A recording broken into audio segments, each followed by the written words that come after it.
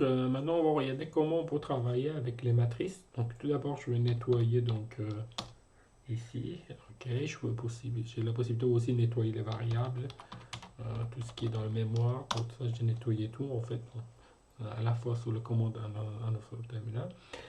Donc maintenant, je peux préparer, définir une matrice. Alors comment je peux définir une matrice? Donc je peux combiner les deux méthodes que je vous ai montrées pour la préparation des vecteurs ici. Par exemple, j'ai déjà un vecteur de A. Et supposons que je vais préparer une matrice de 3 fois 2, donc je prépare une matrice de A. Donc je donne les valeurs, par exemple, je dis 1, virgule 2, et après point virgule, et donc ça fait première ligne. Une fois que je fais point virgule, je vais aller sur la ligne suivante. Après je dis moins 1, par exemple, virgule 3, point virgule. Donc je vais aller sur la ligne, troisième ligne, et après je dis 4, virgule 0, et après je le fais. Donc lorsque je fais ça, donc je vois mon matrice. Donc vous avez 3 lignes et 2 colonnes. Donc ce que vous trouvez ici.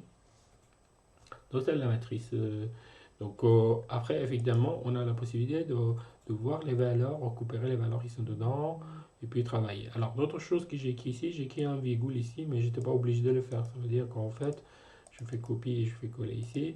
Donc en fait, je pouvais ne pas ajouter le virgule, je peux écrire un do et après je dis voilà, point virgule, 1, 3, point virgule, et après 4, 0, et après entrée. Et donc j'aurai exactement la même chose. Donc ça change absolument rien. Donc si vous mettez virgule ou pas, au final, ça change rien. Alors, si par exemple je veux avoir accès les paramètres qui sont à l'intérieur, je peux le faire. Par exemple, j'aimerais récupérer le 4.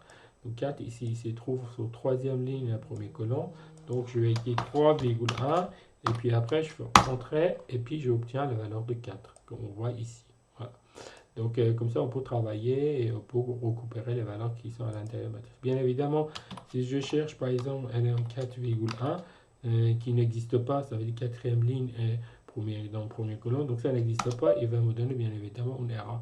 Ce qui est normal parce que ça n'existe pas, ce type d'élément que vous voyez ici. Alors après, d'autres choses qu'on peut faire ici, préparer une sorte de vecteur, mais en façon un peu différente. Par exemple, si je dis par exemple ou 1, c'est un vecteur, ce vecteur-là, j'ai dit 1, 2.10. Alors ce qu'il va faire MATLAB, donc par défaut, il va préparer un vecteur qui commence par 1 et il va terminer à 10 avec un incrément de 1. Donc, et on va voir ce qu'il va nous donner. Tac.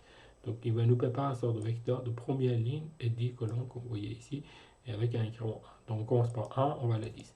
Donc si je veux par exemple changer, par exemple, je dis par exemple, je commence par, je dis Udo, qui commence par exemple par 5, 4, 5, il va aller jusqu'à 10. Donc vous aurez le résultat qui est affiché ici. D'accord. Supposons que maintenant on va commencer par 10 et on va aller jusqu'à 1. Et cette fois-ci, vous avez besoin de définir un incrément. Donc là, en fait, ce que je vais dire ici, on commence par la première valeur, c'est 10. On va terminer à 1, mais à l'incrément, qu'on utilise, c'est moins 1. Donc ça veut dire que 10, 9, etc. jusqu'au moment où on arrive à 1. Donc on arrive à ça, 10, 9, etc. On peut donner une valeur différente aussi pour l'incrément. On dit par exemple, ou 4, par exemple, il est égal, par exemple, 10. Après, on va dire qu'il va commencer moins 2 fois jusqu'à 0, par exemple. Et si je fais comme ça, donc ça fait 10, 8, 6, 4, 2, etc. Donc on peut donc du coup changer. Alors si lorsque vous faites cette opération, vous souhaitez ne pas afficher les informations dans la commande, ce qu'on peut faire, on peut ajouter un point virgule à la fin de commande. Ce que je fais ça, donc en fait le calcul est déjà fait, mais les informations ils vont pas être affichées sur la commande vidéo, ce qu'on voit ici. Par ici. Donc souvent lorsqu'on écrit les programmes, on est intéressé de présenter les valeurs intermédiaires, les opérations intermédiaires, et donc on peut utiliser un point virgule à la fin pour pouvoir ne pas imprimer les informations. Bien évidemment, les informations sont toujours disponibles sur Workspace. Donc si j'allais sur le Workspace, vous voyez les informations sont toujours affichées ici. Donc voilà. Donc même pour la matrice aussi la même chose, on voit les informations sur la matrice qui sont bien sûr affichées ici.